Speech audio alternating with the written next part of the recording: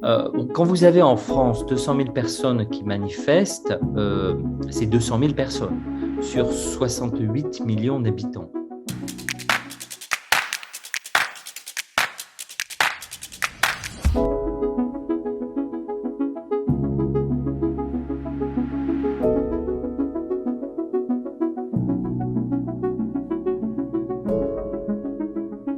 D'abord, on est dans une année sans pareil, c'est-à-dire qu'on n'a pas de point de comparaison. Ça vaut d'ailleurs pour la manière dont le Covid est traité, mais aussi sur les conséquences que ça va avoir sur l'élection présidentielle. La France entre dans quelques jours, vraiment, elle entre dans une campagne présidentielle, puisque en fin avril et en mai prochain, on va élire un nouveau président de la République ou réélire Emmanuel Macron.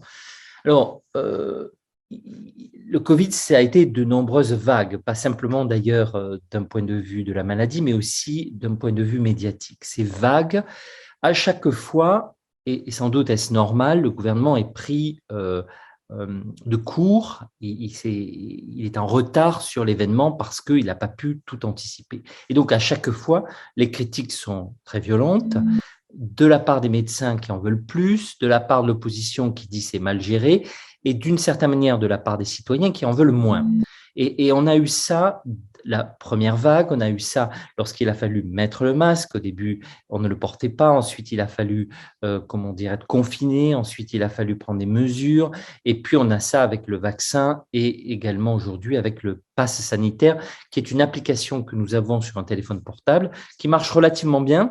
Là, de la même manière, on l'a beaucoup critiqué. Moi, le premier, je fais des émissions très critiques d'un point de vue des données, d'un point de vue de son efficacité, d'un point de vue du lien avec Microsoft ou avec Apple de cette application téléphonique. Et à chaque fois, finalement, eh bien, on a eu des masques alors qu'on critiquait. On a eu, malgré un confinement, on a réouvert. On a eu une application qui marche et aujourd'hui, on a un vaccin qui, quoi qu'on en dise, marche. Donc, la dynamique de ces vagues, c'est à chaque fois une nouveauté, des critiques très violentes et malgré tout une situation qui fait que, me semble-t-il, on pourra dire que, en dépit de nombreuses erreurs sans doute inévitables, le gouvernement a géré les crises successives peut-être mieux que d'autres, en tout cas mieux que Johnson au début en Angleterre, mieux que Donald Trump sans aucune hésitation, mais même mieux à certains égards que les Italiens au début de la crise, les Espagnols au milieu, et je dirais un certain nombre de pays asiatiques que même aujourd'hui.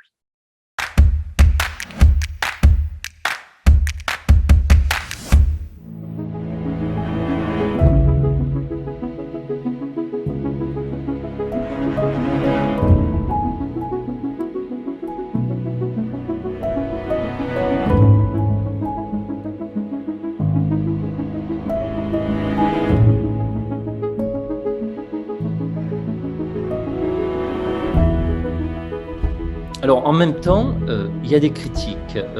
Et ces critiques, elles existent, je dirais, depuis le début. Il y a toujours eu, à la fois dans la presse, mais aussi sous certaines formes plus populistes dans l'opinion publique, des critiques et parfois même un peu ce qu'on appelle en France le poujadisme, c'est-à-dire une tentative, je dirais, un peu, pas exactement que d'extrême droite, mais en tout cas populiste de droite qui vient dire à l'époque avec les gilets jaunes, aujourd'hui avec le pass sanitaire, ça ne va pas, on est dans un pays qui ne fonctionne pas, etc.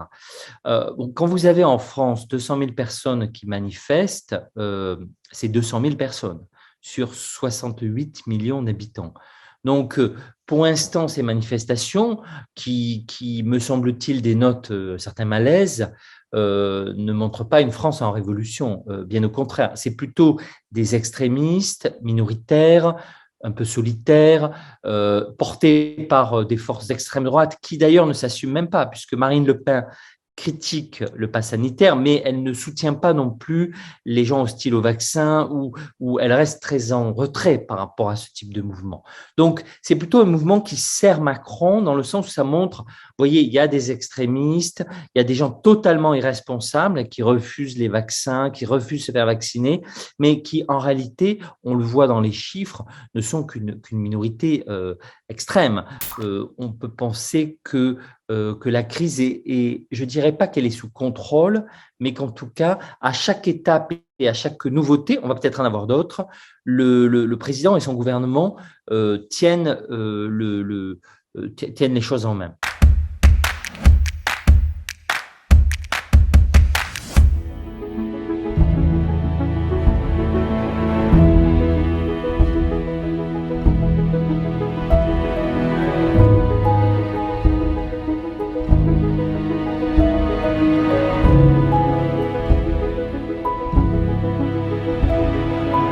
Alors, quelles répercussions ça va avoir sur la présidentielle? Je dirais que c'est impossible à dire aujourd'hui.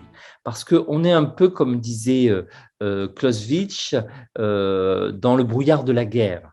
C'est-à-dire qu'on est encore dans ce brouillard comme si la fumée n'était pas dissipée. Et il y a un moment donné, cette fumée va disparaître et on verra l'étendue du champ de bataille. Ça va avoir lieu soit au début de l'automne ou pendant l'automne, si la situation sanitaire redevient sous contrôle, peut-être même plus tard, c'est-à-dire peut-être même à la fin de l'année ou en janvier-février. Et à ce moment-là, je pense qu'on pourra vraiment voir les forces en présence, l'état des sondages et les perspectives de la présidentielle qui aujourd'hui sont, on peut le dire, relativement floues. Une précision quand même, on a, je dirais, deux blocs. On a d'abord un bloc des contestataires assez violents et critiques, que ce soit autour de Marine Le Pen et quelques forces qui s'ajoutent à elle. Et puis on a à l'extrême gauche, autour de Jean-Luc Mélenchon et d'autres forces plus marginales, trotskistes, néo-trotskistes, lambertistes, une opposition très radicale de type un peu gilet jaune. Donc ça, c'est un camp d'opposition populiste qui, en France, ne peut pas s'unir pour des raisons politiques et aussi à cause du système électoral à deux tours. Ensuite, on a un centre assez vaste qui va de la droite républicaine autour d'Emmanuel Macron et puis la gauche, je dirais, de gouvernement qui est incarnée à la fois par le Parti socialiste et les Verts. Et là, aujourd'hui, ces forces sont très divisées. Donc, il va falloir que les gens s'unissent. Et pour l'instant, il est vrai que Macron est le seul à être unique, en tout cas dans sa famille politique. Et donc, pour l'instant, on peut dire que c'est à peu près le seul, en l'état des rapports de force, à pouvoir espérer, en tout cas, aller au deuxième tour avec peut-être Marine Le Pen, qui est assez haute dans les sondages.